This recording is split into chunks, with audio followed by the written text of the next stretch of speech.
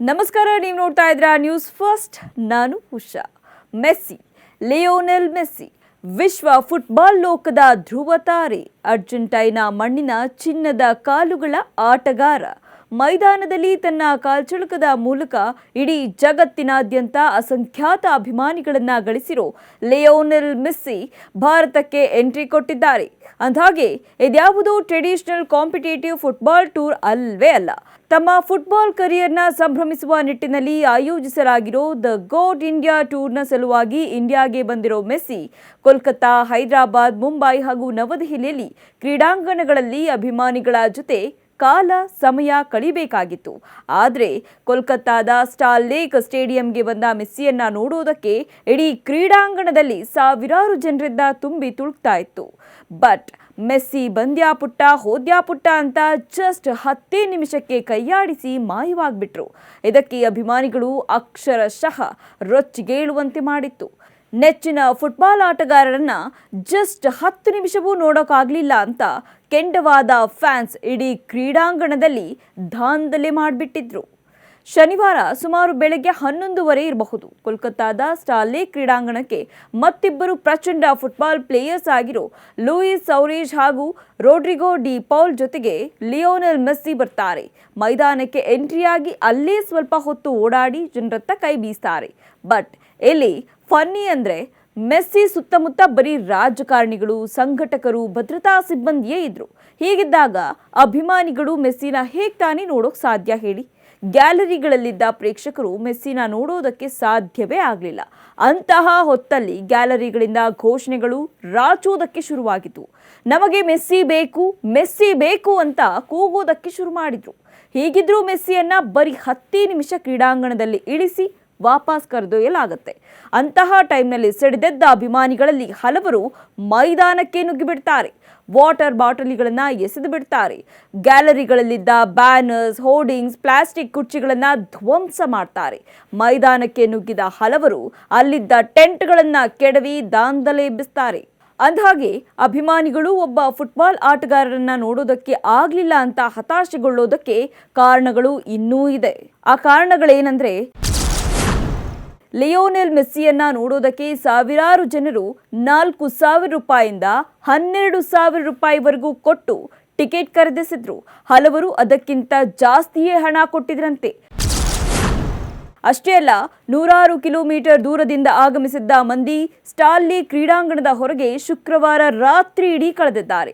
ಇನ್ನು ಮೆಸ್ಸಿ ಕ್ರೀಡಾಂಗಣದಲ್ಲಿ ಇದ್ದ ಅಷ್ಟೂ ಹೊತ್ತು ಅವರ ಸುತ್ತ ಜನರೇ ಇದ್ರೆ ಹೊರತು ಅವರ ಮುಖವನ್ನ ಅಭಿಮಾನಿಗಳು ಕಣ್ತುಂಬಿಕೊಳ್ಳೋಕೆ ಬಿಡಲಿಲ್ಲ. ಇನ್ನು ಮೆಸ್ಸಿ ತಮ್ಮ ಜೊತೆಗೆ ಅಟ್ಲೀಸ್ಟ್ 1 ಗಂಟೆಯಾದ್ರೂ ಇರ್ತಾರೆ ಅಂತ ಫ್ಯಾನ್ಸ್ ಅಂದ್ಕೊಂಡಿದ್ರು. ಆದ್ರೆ ಅವರು 10 ನಿಮಿಷಕ್ಕೆ ಕೈಯಾಡಿಸಿ ಹೊರಟಿದ್ದು ಅಭಿಮಾನಿಗಳನ್ನ ಇನ್ನೂ ಬೇಜಾರಾಗುವಂತೆ ಮಾಡಿತು.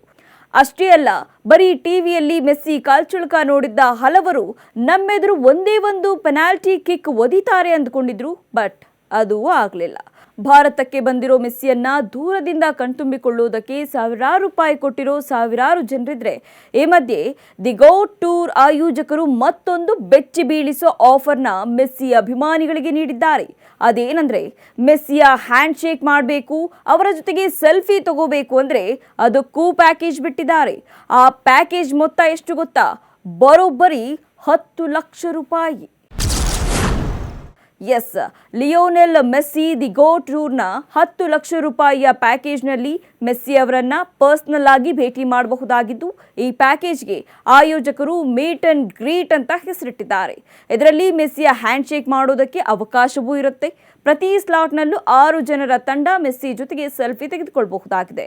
ಇನ್ನು ಈ ಮೀಟ್ ಅಂಡ್ ಗ್ರೀಟ್ ಪ್ಯಾಕೇಜ್ನಲ್ಲಿ 100 ಸ್ಲಾಟ್ಗಳಿಗಷ್ಟೇ ಅವಕಾಶ ನೀಡಲಾಗಿದ್ದು, ಮೆಸ್ಸಿ ಮೀಟ್ ಮಾಡೋಕೆ ಬಂದವರಿಗೆ ಹೈಫೈ ಊಟದ ಡ್ರಿಂಕ್ಸ್ ಕೂಡ ನೀಡಲಾಗ್ತಿದೆ. ಹೈದರಾಬಾದ್ನ 60 ಜನರು ಈಗಾಗಲೇ ಮೆಸ್ಸಿ ಜೊತೆಗೆ ಈ ಕಾಸ್ಟ್ಲಿ ಸೆಲ್ಫಿ ಟಿಕೆಟ್ ಬುಕ್ ಮಾಡಿ ಬಿಟ್ಟಿದ್ದಾರೆ. ಯಾರ್ಯಾರು ಲಿಯೋನೆಲ್ ಮೆಸ್ಸಿಯನ್ನ ನೋಡೋದಕ್ಕೆ ಅಂತ ಸಾವಿರಾರು ರೂಪಾಯಿ ಖರ್ಚು ಮಾಡಿದ್ರು, ಅವರಿಗೆ ಆ ಹಣವನ್ನ ವಾಪಸ್ ನೀಡೋಕೆ ಆಯೋಜಕರಿಗೆ ಪಶ್ಚಿಮ ಬಂಗಾಳ ಸರ್ಕಾರ ಈಗಾಗಲೇ ಸೂಚನೆ ಕೊಟ್ಟಿದೆ. ಅಷ್ಟೇ ಅಲ್ಲ, ಸ್ಟಾರ್ ಲೇಕ್ ಕ್ರೀಡಾಂಗಣದಲ್ಲಿ ನಡೆದ ಹಂಗಾಮಕ್ಕೆ ಖುದ್ದು ಮುಖ್ಯಮಂತ್ರಿ ಮಮತಾ ಬ್ಯಾನರ್ಜಿ ಅವರೇ ಕ್ಷಮೆ ಕೇಳಿದ್ದಾರೆ. ಅಂದ್ರೆ ಪರಿಸ್ಥಿತಿಯನ್ನ ನೀವೇ ಅರ್ಥ ಮಾಡ್ಕೊಳ್ಳಿ. ಬೇರೊಂದು ದೇಶದ ಆಟಗಾರನಾದ್ರೂ ಭಾರತದಲ್ಲಿ, ಅದರಲ್ಲೂ ಕೋಲ್ಕತ್ತಾದಲ್ಲಿ ಮೆಸ್ಸಿ ಅಂದರೆ ಸಿಕ್ಕಾಪಟ್ಟೆ ಕ್ರೇಜ್ ಇದೆ ಅನ್ನೋದು ಆಯೋಜಕರಿಗೆ ಚೆನ್ನಾಗಿ ಗೊತ್ತಿತ್ತು. ಈ ಕಾರಣಕ್ಕಾಗಿಯೇ ಮನ ಬಂದಂತೆ ಟಿಕೆಟ್ ದರ ಏರಿಸಿದ್ರು ಅನ್ನೋದು ಹಲವರ ಆರೋಪ. ಅಂದಹಾಗೆ ಕೋಲ್ಕತ್ತಾದಲ್ಲಿ ಲಿಯೋನೆಲ್ ಮೆಸ್ಸಿಗೆ ಅದೆಷ್ಟರ ಮಟ್ಟಿಗೆ ಕ್ರೇಜ್ ಇದೆ ಅನ್ನೋದಕ್ಕೆ ಇದೇ ಸ್ಟಾರ್ ಲೇಕ್ ಟೌನ್ನಲ್ಲಿ ತಲೆ ಎತ್ತಿರೋ 70 ಅಡಿ ಉದ್ದದ ಪ್ರತಿಮೆಯೇ ಸಾಕ್ಷಿ. ಹೌದು, ಪಶ್ಚಿಮ ಬಂಗಾಳ ಏನಿದೆಯಲ್ಲ ಅದಕ್ಕೂ ಫುಟ್ಬಾಲ್ಗೂ ಅವಿನಾಭಾವ ನಂಟು. ಇಲ್ಲಿನ ಜನ ಕ್ರಿಕೆಟ್ನ ಎಷ್ಟು ಇಷ್ಟಪಡ್ತಾರೋ ಅದಕ್ಕಿಂತ ಒಂದು ಪಟ್ಟು ಜಾಸ್ತಿ ಫುಟ್ಬಾಲ್ನ ಇಷ್ಟಪಡ್ತಾರೆ. ಅದರಲ್ಲೂ ಕೋಲ್ಕತ್ತಾದಲ್ಲಿ ಲಿಯೋನೆಲ್ ಮೆಸ್ಸಿಗೆ ತುಂಬಾನೇ ದೊಡ್ಡ ಫ್ಯಾನ್ ಬೇಸ್ ಇದ್ದು, ಲೇಕ್ ಟೌನ್ನಲ್ಲಿ ಮೆಸ್ಸಿಗೆ ಗೌರವ ಸೂಚಿಸೋದಕ್ಕೆ ಅಂತಾನೆ 70 ಅಡಿ ಕಬ್ಬಿಣದ ಪುತ್ಥಳಿಯನ್ನ ನಿರ್ಮಿಸಲಾಗಿದೆ. ಇನ್ನು ಈ ಪುತ್ಥಳಿಯನ್ನ ಖುದ್ದು ಮೆಸ್ಸಿ ಅವರೇ ಉದ್ಘಾಟನೆ ಕೂಡ ಮಾಡಿದ್ರು. ವರ್ಚುವಲ್ ಆಗಿ ತಾವು ತಂಗಿದ್ದ ಹೋಟೆಲ್ನಿಂದಲೇ ಬಾಲಿವುಡ್ ಬಾದ್ಶಾ ಶಾರುಖ್ ಖಾನ್ ಸಮ್ಮುಖದಲ್ಲಿ ಪುತ್ಥಳಿಯ ಉದ್ಘಾಟನೆಯಾಗಿದೆ. ಅಂದಹಾಗೆ ಈ ಸ್ಟ್ಯಾಚ್ಯೂನ ಮತ್ತೊಂದು ವಿಶೇಷತೆ ಏನು ಗೊತ್ತಾ? ಅರ್ಜೆಂಟೈನಾ ಫುಟ್ಬಾಲ್ ಆಟಗಾರನ ಇಷ್ಟು ದೊಡ್ಡ ಎತ್ತರದ ಪ್ರತಿಮೆ ಜಗತ್ತಿನ ಬೇರ್ಯಾವ ದೇಶದಲ್ಲೂ ಇಲ್ವಂತೆ. ಅರ್ಜೆಂಟೈನಾದಲ್ಲೇ ಇಲ್ಲ ಅಂದ್ರೆ ಅರ್ಥ ಮಾಡ್ಕೊಳ್ಳಿ ಪಶ್ಚಿಮ ಬಂಗಾಳದಲ್ಲಿ ಲಿಯೋನೆಲ್ ಮೆಸ್ಸಿಗೆ ಅದೆಷ್ಟು ದೊಡ್ಡ ಅಭಿಮಾನಿಗಳ ದಂಡಿದೆ ಅಂತ. ಬರೀ ಭಾರತದಲ್ಲಷ್ಟೇ ಅಲ್ಲ, ಜಗತ್ತಿನಾದ್ಯಂತ ಇದೇ ಮೆಸ್ಸಿಗಿರೋ ಕ್ರೇಜ್ ಬಗ್ಗೆ ಕೇಳಿದ್ರೆ ನೀವು ದಂಗಾಗಿ ಬಿಡ್ತೀರಾ. ನಿಮಗೆಲ್ಲ ಗೊತ್ತಿರೋ ಹಾಗೆ ಈ ಫುಟ್ಬಾಲ್ ಆಟಗಾರ ಏನಿರ್ತಾರಲ್ಲ ಅವರು ತಮ್ಮ ತಮ್ಮ ದೇಶಗಳಿಗೆಷ್ಟೇ ಆಡೋದಿಲ್ಲ, ವಿಶ್ವದಾದ್ಯಂತ ಇರೋ ಶ್ರೀಮಂತ ಕ್ಲಬ್ಗಳಿಗೂ ಆಡ್ತಾರೆ. ಅದರಂತೆ ಲಿಯೋನೆಲ್ ಮೆಸ್ಸಿ ಕೂಡ FC ಬಾರ್ಸೆಲೋನಾ ತಂಡದ ಪ್ರಮುಖ ಭಾಗವಾಗಿದ್ರು. ಬರೋಬ್ಬರಿ 20 ವರ್ಷಗಳ ಕಾಲ FC ಬಾರ್ಸೆಲೋನಾಗಾಗಿ ಆಡಿದ್ರು. ಹೀಗಿದ್ದ ಮೆಸ್ಸಿ 2021ರಲ್ಲಿ FC ಬಾರ್ಸೆಲೋನಾ ಬಿಡುವ ಪರಿಸ್ಥಿತಿ ಬಂದೊದಗಿತ್ತು. ಆ ಟೈಮ್ನಲ್ಲಿ ದುಃಖ ತಡೆಯೋಕಾಗದೆ ಸುದ್ದಿಗೋಷ್ಠಿಯೊಂದರಲ್ಲಿ ಮೆಸ್ಸಿ ಭಾವುಕರಾಗ್ತಾರೆ. ಅಲ್ಲೇ ಗಳಗಳನೆ ಹತ್ತು ಬಿಡ್ತಾರೆ. ಮೆಸ್ಸಿಯ ಎಮೋಷನ್ ನೋಡಿ ಅಲ್ಲೇ ಪಕ್ಕದಲ್ಲಿದ್ದ ಅವರ ಪತ್ನಿ ಕಣ್ಣೀರು ಒರೆಸಿಕೊಳ್ಳೋದಕ್ಕೆ ಅಂತ ಒಂದು ಟಿಶ್ಯೂ ಪೇಪರ್ನ ಮೆಸ್ಸಿಗೆ ಕೊಡ್ತಾರೆ. ಆ ಇನ್ಸಿಡೆಂಟ್ ಆದ ಬಳಿಕ ಅಲ್ಲೇ ಇದ್ದ ಯಾರೋ ಮೆಸ್ಸಿ ಕಣ್ಣೀರು ಒರೆಸಿದ್ದ ಟಿಶ್ಯೂ ಪೇಪರ್ನ ಎತ್ಕೊಂಡಿದ್ರು. ಅದನ್ನ ಆನ್ಲೈನ್ ಮೂಲಕ ಸೇಲಿಗೂ ಇಟ್ಟಿದ್ರು. ಅಂದಹಾಗೆ ಅವರು ಆ ಟಿಶ್ಯೂ ಪೇಪರ್ನ ಸೇಲಿಗಿಟ್ಟಿದ್ದ ಬೆಲೆ ಎಷ್ಟು ಗೊತ್ತಾ? ಬರೋಬ್ಬರಿ $1 ಮಿಲಿಯನ್. ಅಂದ್ರೆ ಆ ಸಮಯಕ್ಕೆ 8 ರಿಂದ 9 ಕೋಟಿ ರೂಪಾಯಿ.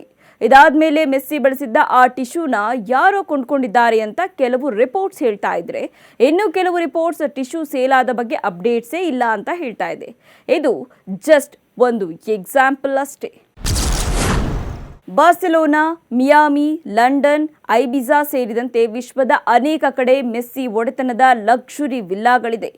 ಐಬಿಜಾದಲ್ಲಿರೋ ವಿಲ್ಲಾ ಒಂದರ ಬೆಲೆಯೇ 100 ಕೋಟಿಗೂ ಅಧಿಕವಿದೆ. ಇನ್ನು ಮೆಸ್ಸಿ ಬಳಿ ಇರೋ ಪ್ರೈವೇಟ್ ಜೆಟ್ ವ್ಯಾಲ್ಯೂ ಕೂಡ 100 ಕೋಟಿಯಷ್ಟು. ಅಷ್ಟೇ ಅಲ್ಲ, ಮೆಸ್ಸಿ ಸಾಕಷ್ಟು ಲಕ್ಸುರಿ ಕಾರುಗಳ ಒಡೆಯನೂ ಆಗಿದ್ದು, ಈ ಎಲ್ಲ ಕಾರುಗಳ ವ್ಯಾಲ್ಯೂ 100 ಕೋಟಿ ದಾಟುತ್ತೆ. ಅದು ಬಿಡಿ, ರಿಯಲ್ ಎಸ್ಟೇಟ್ ವ್ಯವಹಾರದಲ್ಲೂ ಮೆಸ್ಸಿ ತೊಡಗಿಸಿಕೊಂಡಿದ್ದು, ಅಲ್ಲಿ ಇನ್ವೆಸ್ಟ್ ಮಾಡಿರೋ ಹಣ ಈಗ 16,000 ಕೋಟಿಗೂ ಅಧಿಕ ಆಸ್ತಿಯಾಗಿ ಬದಲಾಗಿದೆ. ಇದೆಲ್ಲದರ ಜೊತೆಗೆ ಮೆಸ್ಸಿ ಹೋಟೆಲ್ಗೂ ಫ್ಯಾಷನ್ ಉದ್ಯಮದಿಂದಲೂ 100 ಕೋಟಿ ದುಡಿತಾರೆ ಅನ್ನೋದು ಜಗತ್ತಿಗೆ ಬಯಲಾಗಿರೋ ವಿಚಾರ. ಮೆಸ್ಸಿ ತಮ್ಮ ವಿಶೇಷ ಐಷಾರಾಮಿ ಜೆಟ್ ಮೂಲಕ ಭಾರತಕ್ಕೆ ಆಗಮಿಸಿದ್ದು, ಅವರು ಪ್ರಯಾಣ ಮಾಡುವ ವಿಮಾನ ಭಾರೀ ಚರ್ಚೆಯಲ್ಲಿದೆ. ವರದಿಗಳ ಪ್ರಕಾರ ಆ ವಿಮಾನದ ಹೆಸರು ಗಲ್ಫ್ ಸ್ಟ್ರೀಮ್ ವಿ. ಇದೊಂದು ಐಷಾರಾಮಿ ಬಿಸಿನೆಸ್ ಜೆಟ್ ಆಗಿದೆ. ಇದು 6,500 ನಾಟಿಕಲ್ ಮೈಲುಗಳವರೆಗೆ ಪ್ರಯಾಣಿಕರನ್ನ ಸಾಗಿಸುವ ಸಾಮರ್ಥ್ಯವನ್ನು ಹೊಂದಿದೆ. ಜಿವಿ ವಿಮಾನ 51,000 ಅಡಿ ಎತ್ತರದಲ್ಲಿ ಹಾರುವ ಸಾಮರ್ಥ್ಯವನ್ನು ಹೊಂದಿದೆ. ಇನ್ನು ಇದರ ಕ್ಯಾಬಿನ್ 96.42 ಅಡಿ ಉದ್ದ ಮತ್ತು 25.83 ಅಡಿ ಎತ್ತರವಿದೆಯಂತೆ. ಇದು ಗಲ್ಫ್ ಸ್ಟ್ರೀಮ್ನ G500 ಮತ್ತು G550 ಮಾದರಿಗಳಿಗಿಂತ ಸ್ವಲ್ಪ ಹೆಚ್ಚು ವಿಶಾಲವಾಗಿದೆ ಅಂತ ಹೇಳಲಾಗ್ತಾ ಇದೆ. 13 ರಿಂದ 14 ಆಸನಗಳಿದೆ. ಇನ್ನು ಈ ಜಿವಿ ವಿಮಾನದ ಬೆಲೆ ಸುಮಾರು $9 ಮಿಲಿಯನ್ ನಿಂದ $14 ಮಿಲಿಯನ್, ಅಂದರೆ ಸುಮಾರು 75 ಕೋಟಿಯಿಂದ 116 ಕೋಟಿ ರೂಪಾಯಿ. ಇಂಧನ, ಸಿಬ್ಬಂದಿ ನಿರ್ವಹಣೆ ಸೇರಿದಂತೆ ವಾರ್ಷಿಕ ನಿರ್ವಹಣಾ ವೆಚ್ಚವೇ ಸುಮಾರು 18 ರಿಂದ 36 ಕೋಟಿ ರೂಪಾಯಿ ಆಗಲಿದೆ. ಇಂತಹ ಮೆಸ್ಸಿ ಕ್ರೀಡಾಂಗಣದ ಹೊರಗೂ ಒಳಗೂ ಅಜಾತ ಶತ್ರು ಆಟಗಾರ. ಮೆಸ್ಸಿ ಗ್ರೌಂಡ್ನಲ್ಲಿ ಕಿರಿಕ್ ಮಾಡಿಕೊಂಡಿದ್ದು ತುಂಬಾ ಕಡಿಮೆ. ತಮ್ಮ ಕಾಲ್ಚುಳುಕದ ಮೂಲಕವೇ ಕೋಟ್ಯಾಂತರ ಜನರ ಹೃದಯ ಗೆದ್ದ ಮೆಸ್ಸಿಯನ್ನ ನೋಡೋದಕ್ಕೆ ಹೋಗಿ ನಮ್ಮ ದೇಶದ ಅಭಿಮಾನಿಗಳು ನಿರಾಸೆಗೊಂಡಿದ್ದು, ಕ್ರೀಡಾಂಗಣದಲ್ಲಿ ಹಂಗಾಮ ನಡೆದಿದ್ದು ಎರಡು ಬೇಸರದ ಸಂಗತಿ. ಅಭಿಮಾನ ಅನ್ನೋದು ಹೃದಯದಲ್ಲಿ ಇರಬೇಕು. ಅದು ತಲೆಗೇರಿದ್ರೆ ಇಂತಹ ಹಂಗಾಮಗಳು ಅನಾಹುತಗಳಿಗೆ ದಾರಿ ಮಾಡಿಕೊಡೋದ್ರಲ್ಲಿ ಸಂಶಯವೇ ಇಲ್ಲ. ಕ್ಷಣ ಕ್ಷಣದ ಮಾಹಿತಿಗಾಗಿ ನೋಡ್ತಾ ಇರಿ ನ್ಯೂಸ್ ಫಸ್ಟ್, ನಿರ್ಭೀತಿಯಿಂದ ನಿಮ್ಮ ಪರವಾಗಿ. ನ್ಯೂಸ್ ಫಸ್ಟ್ ನಿರ್ಭೀತಿಯಿಂದ ನಿಮ್ಮ ಪರವಾಗಿ.